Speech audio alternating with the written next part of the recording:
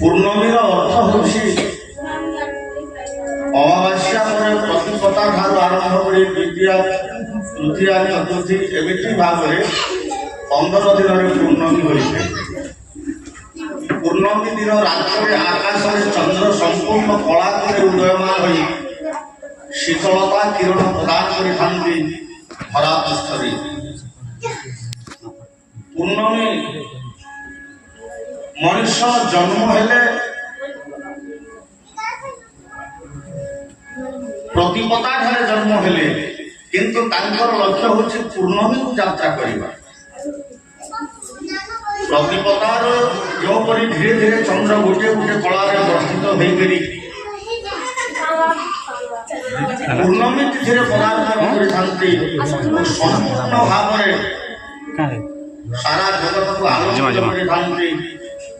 ଆମେ ମା ଗର୍ଭରୁ ଜନ୍ମ ହୋଇକରି ଈଶ୍ୱରଙ୍କର ଶରୀରରେ ଯେ ଲୀନ ହୋଇଗଲା ତାର ପୂର୍ଣ୍ଣତା ବା ପୂର୍ଣ୍ଣମୀ ହୋଇଗଲା। ବୋଲ ସତ୍ସଙ୍ଗ ଭଗବାନ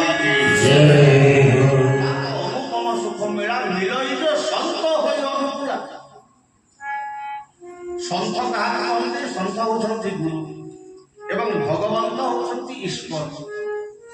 ଗୁରୁ କଣ କରନ୍ତି? ଶିଷ୍ୟକୁ ନେଇକରି ଈଶ୍ୱରଙ୍କ ସହିତ ସମ୍ବନ୍ଧ ଦେଇଦିଅନ୍ତି। କେଉଁ ମାର୍ଗରେ ଗଲେ ଈଶ୍ୱରଙ୍କୁ ଲାଭ କରିହେବ ସେ ମାର୍ଗକୁ ଅନୁସରଣ କରି ତାକୁ ସାଧନା ଦେଇଦିଅନ୍ତି। ଶିଷ୍ୟ ନିର୍ବିଘ୍ନ ଭାବରେ ଗୁରୁଙ୍କର ପ୍ରେରଣା ପାଇକରି ସେହି ମାର୍ଗରେ ଯେତେବେଳେ ଯାତ୍ରା କରେ ତାର ଲକ୍ଷ୍ୟସ୍ଥଳରେ ବା ପୂର୍ଣ୍ଣତାରେ ପହଞ୍ଚିଯାଏ। ତେଣୁକରି ତାକୁ ଗୁରୁ ପୂର୍ଣ୍ଣମୀ ବୋଲି କୁହାଯାଏ। ଭଗତି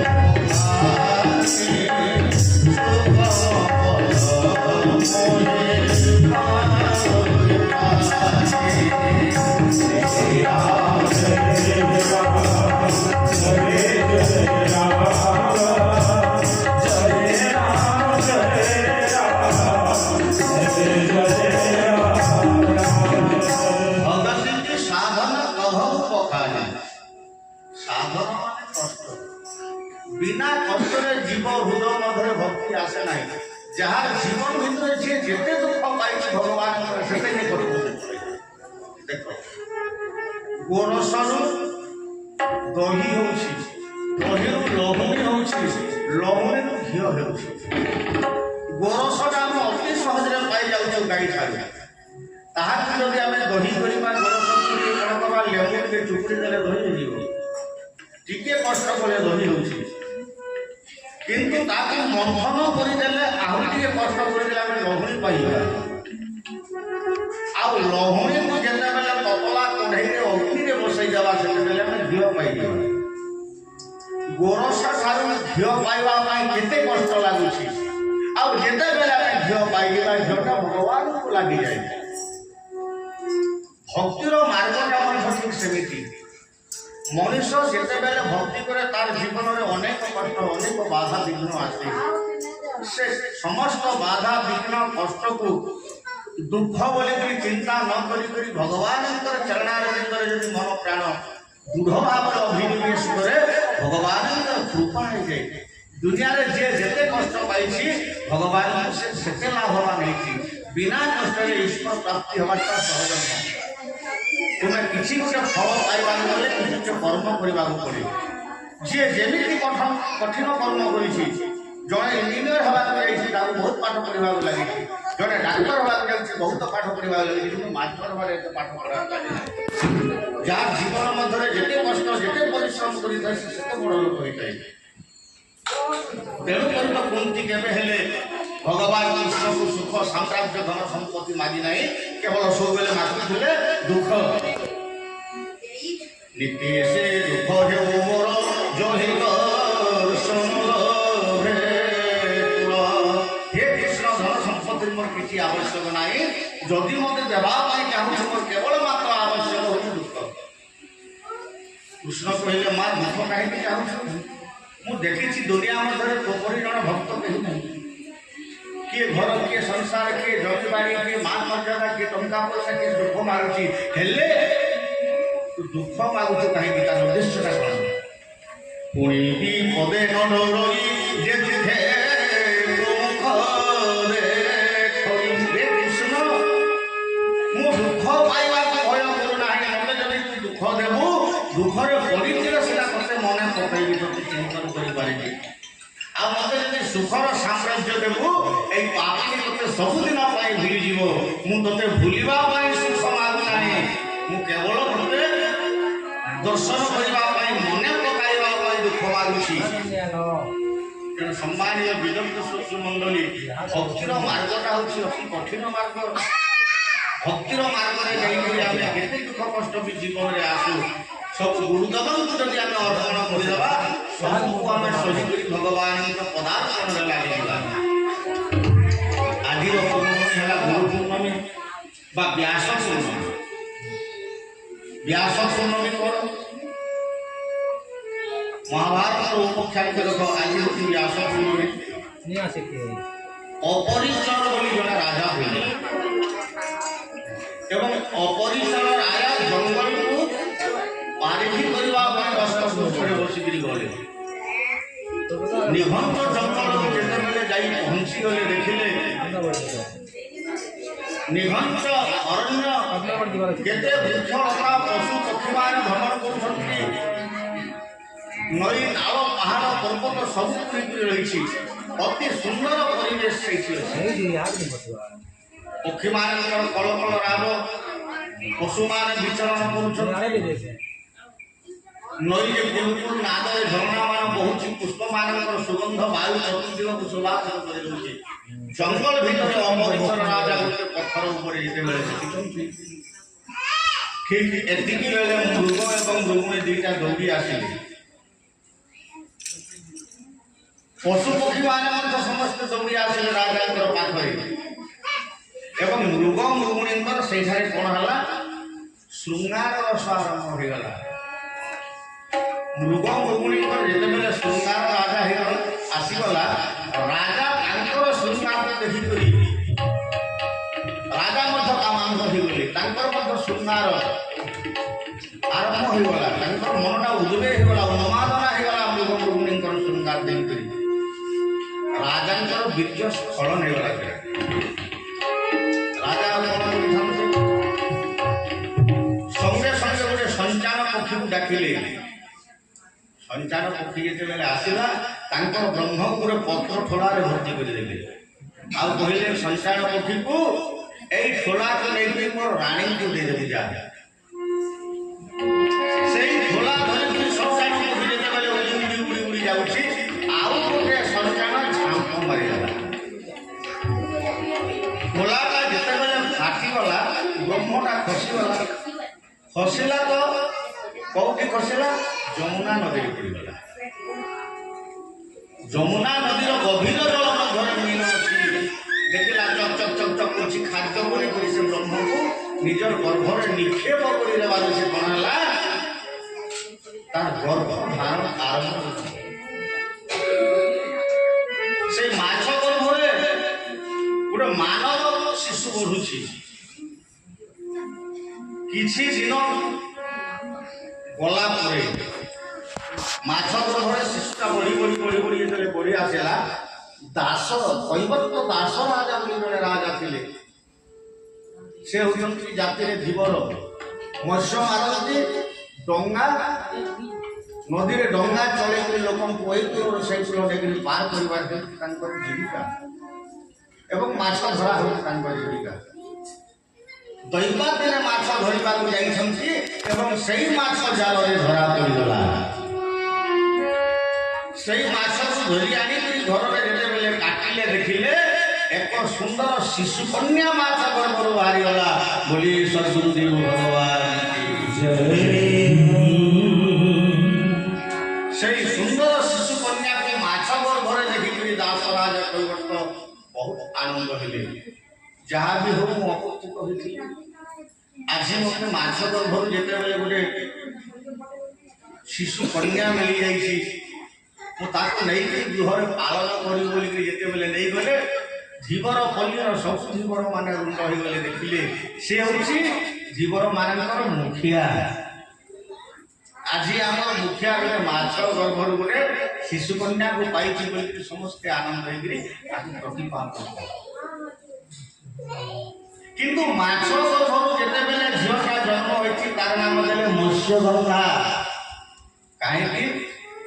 ମାଛକୁ କାଟିଦେଲେ ଯେଉଁ ଗନ୍ଧ ହୁଏ, କନ୍ୟାର ଶରୀରରେ ସେଇ ଗନ୍ଧ ସବୁବେଳେ ସେ କନ୍ୟା ଜାଗି ଯାଉଥିବ ମାନେ ମତ୍ସ୍ୟଗନ୍ଧ, ମାଛର ଗନ୍ଧ ତାର ଶରୀର ମଧ୍ୟରେ ବାହାରୁ। ତମେ ଧୀରେ ଧୀରେ ଧୀରେ ଧୀରେ ବଢି ଯେତେବେଳେ ଶିଶୁ କନ୍ୟାକୁ 8 ବର୍ଷ ହେଇଗଲା ମତ୍ସ୍ୟଗନ୍ଧାକୁ, এই ସମୟରେ ଦିନେ ଦାସରାଜା କୈବର୍ତ୍ତ କହିଲେ, ମତ୍ସ୍ୟଗନ୍ଧା ଆଜି ମୋ ଶରୀର ଟିକେ ଅସୁସ୍ଥ ଅଛି, ମୁଁ ନାବ ଚଳେଇ ପାରିବି ନାହିଁ, ମୁଁ ଆଜି ଘରରେ ରହୁଛି, ତୁ ଯାଇକରି ନଦୀରେ ଯେଉଁ ଲୋକମାନେ ଯାତ୍ରୀମାନେ ଆସିଥିବେ ତାଙ୍କୁ ଏଇ କୂଳରୁ ସେଇ କୂଳ ପାର କରିବା ସାହାଯ୍ୟ କରିକି ଯା। ବାପାଙ୍କର ନିର୍ଦ୍ଦେଶକୁ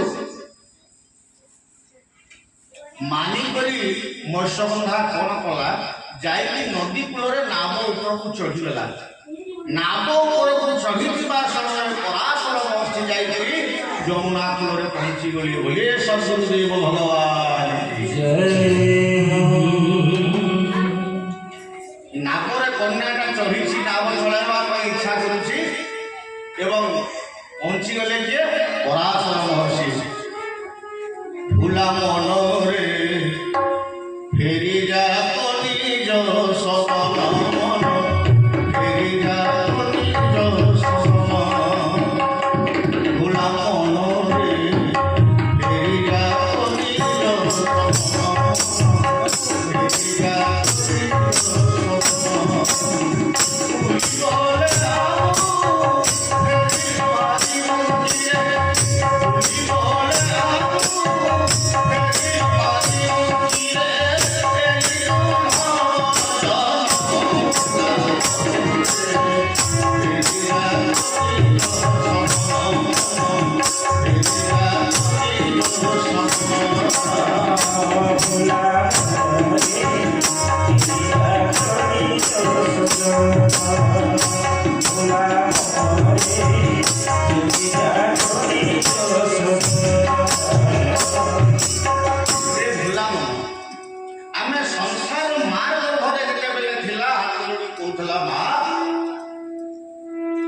ସେତେବେଳେ ଈଶ୍ୱରଙ୍କୁ ପ୍ରାର୍ଥନା କରୁଥିଲା, ପ୍ରଭୁ ମୁଁ ବହୁତ କଷ୍ଟ ପାଉଛି ମାର ଗର୍ଭରେ, ମୋତେ ତୁମେ ଉଦ୍ଧାର କରିଦିଅ, ଆଉ ମୁଁ ଉଦ୍ଧାର ହେଇଗଲା ପରେ ମାର ଗର୍ଭରୁ ଭୂମିଷ୍ଠ ହେଲା ପରେ ମୁଁ ଆପଣଙ୍କୁ କେବେ ଭୁଲିବି ନାହିଁ, ସବୁବେଳେ ଆପଣଙ୍କୁ ସ୍ମରଣ କରୁଥିଲି ପ୍ରଭୁ ବୋଲିକିରି এই নিষ্পত্তি বা এই শস্য পাঠ করে জীব মার গর্ভରୁ ଆସିଥିଲା। ଆଉ ସେ ପ୍ରଭୁଙ୍କୁ ଭୁଲି ଯିବା ପାଇଁ ଜୀବର ନାମ ହେଲା ଭୋଲା ବାବା। অজনা গাইরু চায়ে আসে ঝরে পাঠবনা জীবনা বলে বলে আলো মেরি পারি উঠিয়ে প্রভি জীবনা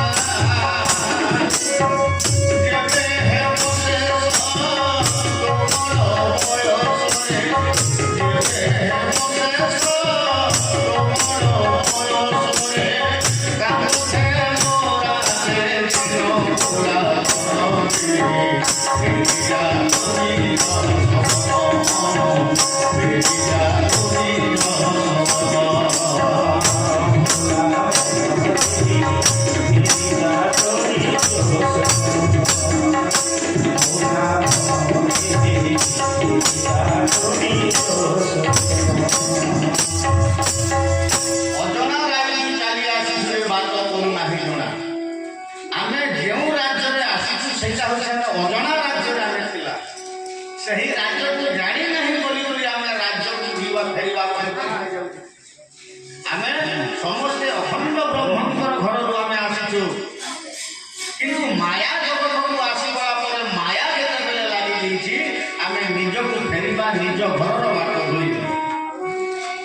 যেবে ହେବ ଶେଷ ପ୍ରବଳ ବୟସ ନିଶ୍ଚିତ ଭାବରେ ଦିନେ ଆମର ବୟସ ସବୁଦିନେ ସରିଯିବ। ଜାତସ୍ୟ ହିଁ ଧ୍ରୁବଂ ମୃତ୍ୟୁ, ନିଶ୍ଚିତ ଭାବରେ ଆମେ ଦିନେ ସମସ୍ତେ ମରଣ ପଥର ଯାତ୍ରୀ ହେଇଯିବା। କିନ୍ତୁ କ'ଣ କରିବା? କାନ୍ଦୁଥିବୁ ରାତି ଦିନ। ମଣିଷ ବାର୍ଦ୍ଧକ୍ୟ ଅବସ୍ଥା ହେଲେ କିଛି କରିପାରେ ନାହିଁ, ମୋ ଜୀବନରେ ମୁଁ କିଛି କରିପାରିଲି ନାହିଁ ବୋଲି ଶେଷରେ କାନ୍ଦୁଥିବ। କିନ୍ତୁ ତା ପୂର୍ବରୁ କ'ଣ କରିବା? ଗୁରୁଟେ ସାକ୍ଷାତ ପରମେଶ୍ୱର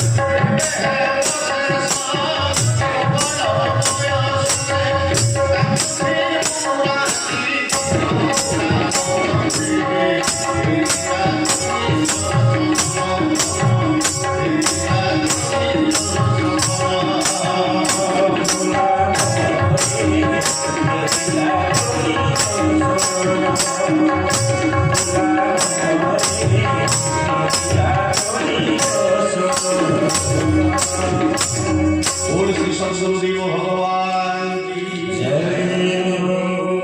गुरुटी साक्षात परम ईश्वर गुरु कैवल्यर दानी। आमे कहूछु गुरु जड़े साधारण व्यक्ति नुहंती। भागवत कहती मुहिब सोई गुरु दे मोठार गुरु भी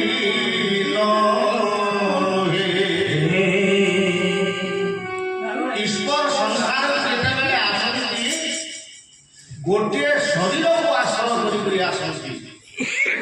साधारण गोटे मनीष शरीर मध्य तत्व स्वरूप आसिक निजर कर्म संपादन कर संसार विदाय जानती। राम आसी सेमती गोटे मनीष शरीर में, कृष्ण आसी, बलराम आसी। अवजानती मूढ़ा मानसी तनुमाश्रित परम भाव जानते मम भूत महेश्वर। कृष्ण अर्जुन को कहते हे अर्जुन जीव सहजरे मोर माया भी जापारे ना। अवजानती मूढ़ा मूढ़ व्यक्ति माने मत जापारती नहीं एवं साधारण व्यक्ति कहते। रामकृष्ण परमहंस अच्छा मझे पाखरे माँ शारदा देवी अच्छा से पटे आप समस्ते चिन्ह स्वामी विवेकानंद। रामकृष्ण परमहंस निज हाथ में धातु द्रव्य जब छुईदे झटका मारे चेतना हारी हारी पड़ जाते तो पैसा खर्च स्वीकार करा छाड़े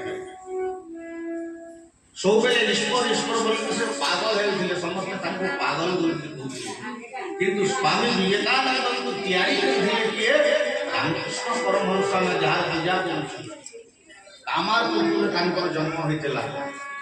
स्वामी विवेकानंद को एक भाव में योग शिक्षा तैयारी कले जे समग्र देशर गोटे विश्व सम्मेलन होता एवं सही विश्व सम्मेलन में रामकृष्ण परमहंस शिष्य स्वामी विवेकानंद भारतर गर्व एवं गौरव धरिक आसी विजयी होते से गुरुंर शिक्षा साधना बल जेते जेते देश विदेश आसते समस्ते परास्त होते। आउटपटे जो अच्छा पुरी ठारू 80 किलोमीटर अच्छी आश्रम नयाहाट प्राची नदी कूल आश्रम नाम हूँ प्रेमाचार्य मधुसूदन दास। ए बाल्य जीवन शिक्षा साधना करी महान मनीषी महात्मा रूप में वर्तमान पदार्पण कर बार बार आश्रम को सन्निध को एवं 5 तारीख मध्य आश्रम को जीवी सम्मानीय सज्जन मंडली आज से गुरुदेव प्रेरणा कृपा है समस्त जमुना कूल नाव ढड़ा हो मत्स्यगंधा पराशर डाकिदेले हे मत्स्यगंधा टिके नाव टे रख नाव रख लेउटी देखिले मत्स्यगंधा जेते पराशर महर्षि आसुचंती कहले हे महर्षि आपण नामरे गुड़े जीवे हाँ हाँ যমুনা কূଳରେ ଗୋଟେ ଦ୍ୱୀପ ଅଛି, ଯମୁନା ନଦୀ ଭିତରେ। ସେହି ଦ୍ୱୀପକୁ ମୁଁ ସାଧନ କରିବା ପାଇଁ ଯିବି, ମୋତେ ଟିକେ ନାବ ଦେଇପାରିବ? ମତ୍ସ୍ୟଗନ୍ଧା କହିଲେ, କ'ଣ କହୁଛନ୍ତି ମହର୍ଷି? ଆମ ଧୀବର ମାନଙ୍କର ନାବ ପାଇବାରେ ହେଉଛି ବ୍ୟବସାୟ ଜୀବିକା, କାହିଁକି ବା କହିବି ଆପଣ ନାବ ଉପରେ ଚଢ଼ି ଆସନ୍ତି। ନାବରେ ଯେତେବେଳେ ଯାଇକରି ବସିଛନ୍ତି ପରାଶର,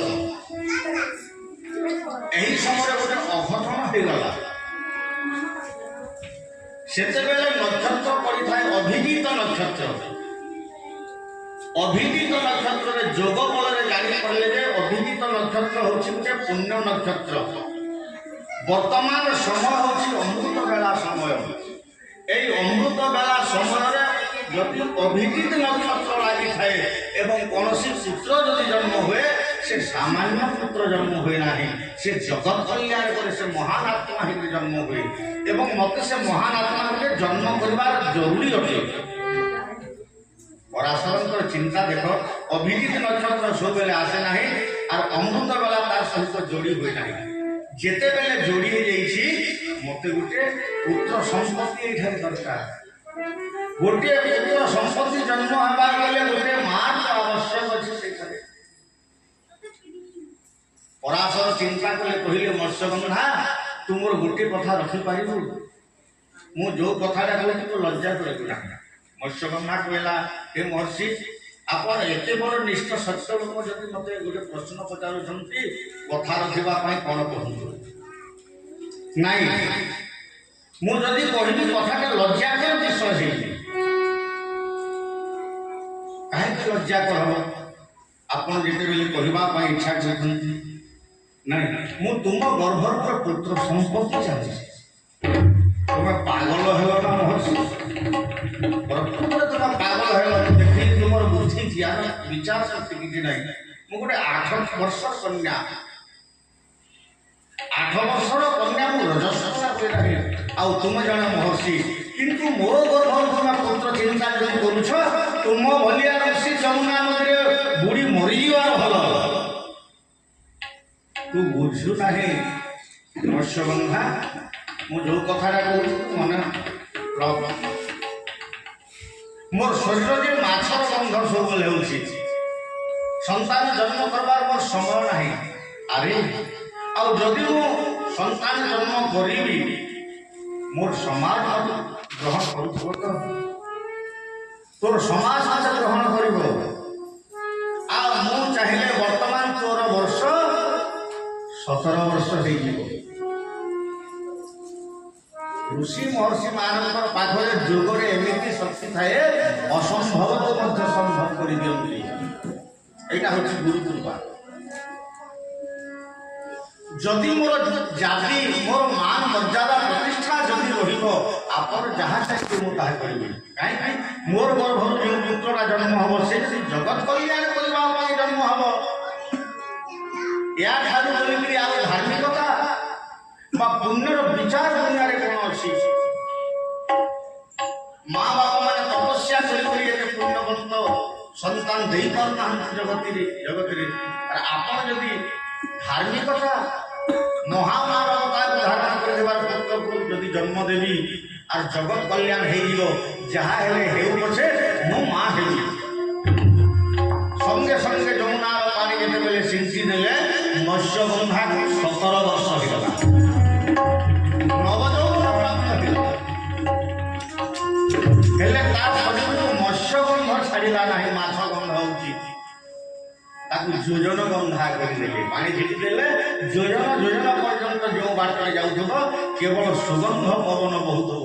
ବହୁତ ସୁନ୍ଦର ସୁଗନ୍ଧ ତା ଶରୀରରେ ଚହଟି ଯାଉଛି। ତାପରେ ଯୋଜନ ଗନ୍ଧା କହିଲେ, ହେ ସ୍ୱାମୀ, ମୁଁ ଆଜି ଆପଣଙ୍କୁ ତ ଅଙ୍ଗ ପ୍ରଦାନ କରିବି, ହେଲେ ଏମିତି ଗୋଟେ ସ୍ଥାନ ଆପଣ ନିରୂପଣ କରନ୍ତୁ ଯେ ଆମ 2 ଜଣଙ୍କର ବିନା କେହି ଜାଣିପାରିବେ। ପରାଶର କହିଲେ, ତୁ ଚିନ୍ତା କରୁନାହିଁ, ମୁନି ବଚନ ସୁଘଟନ, ଋଷି ମହର୍ଷି ମାନେ ଯାହା କରନ୍ତି ତାହା ହୁଏ। ଏମିତି ଗୋଟେ ପରିବେଶ ସୃଷ୍ଟି କଲେ ଯେ 4 ଦିଗରେ ମେଘ ଘଟି ଆସିଲା, କୁହୁଡ଼ି ଢାଙ୍କି ଦେଲା। ନାକ ଉପରେ ଥାଇ ଶୃଙ୍ଗାର ଦୋଷରେ କ'ଣ କଲେ ତାର ଗର୍ଭରୁ ଗୋଟେ ପୁତ୍ର ଲାଭ କରିବାକୁ ଚେଷ୍ଟା କଲେ।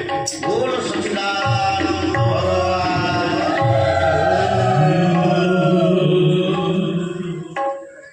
ସଙ୍ଗେ ସଙ୍ଗେ ଋଷିଙ୍କର ତପସ୍ୟାର ଏମିତି ଶକ୍ତି ଥିଲା, ଏମିତି ପ୍ରଭାବ ଥିଲା।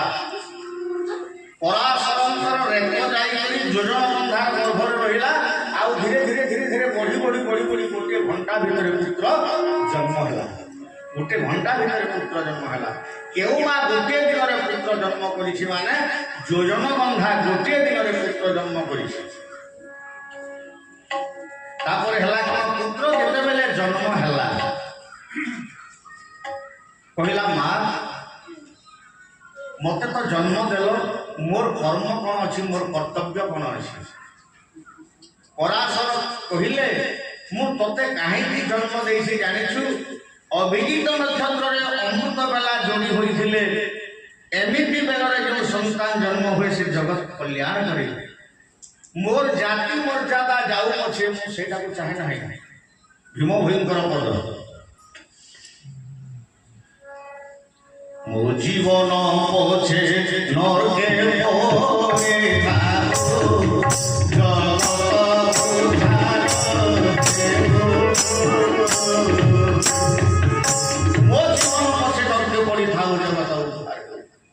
मत दुनिया मध्य निंदा करतु, मत घृणा करतु, मत जहाँ करतु मु सहीजी ले जगत केउपरि उद्धार हेब सदा सर्वदा केउ माने चिंता करती माने ऋषि महर्षि त्यागी सन्यासी माने सबले जगत कल्याण चिंता करती। आ गृहस्थ माने कोन चिंता करती माने परिवार चिंता करती। से गृहस्थटा हूँ सारा संसार हूँ गोटे परिवार, किंतु आम मान अलग अलग परिवार अच्छे बोले आम स्वार्थ धरी बोलिक जगत कथा आम चिंता करूना। आर योगी ऋषि सन्यासी मैंने जहाँ तपस्या जहाँ व्रत जहाँ होती जगत कल्याण पराशर कहले आज दिन ठार तोर नाम है व्यासदेव।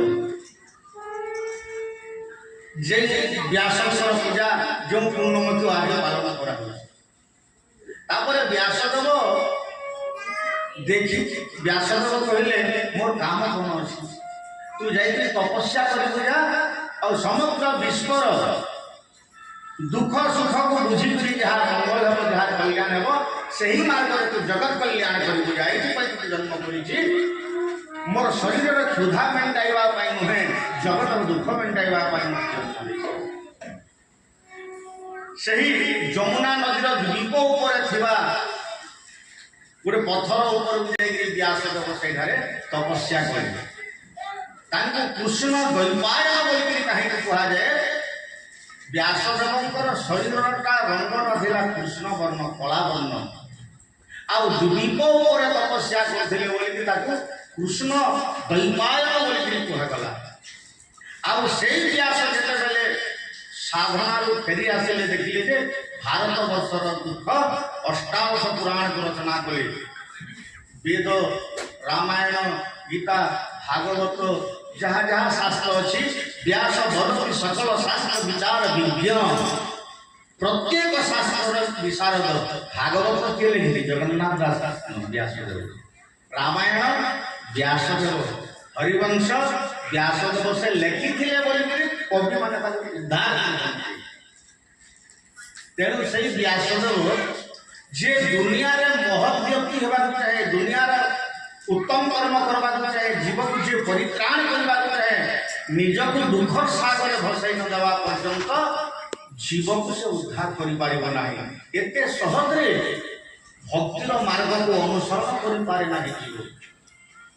तेणु सम्मानीय दिग्गज श्रोतृ मंडली आज महामनीषी व्यासदेवर आजिका जन्मदिन आषाढ़ मास शुक्ल पक्ष पूर्णमी दिन व्यास जन्म होते।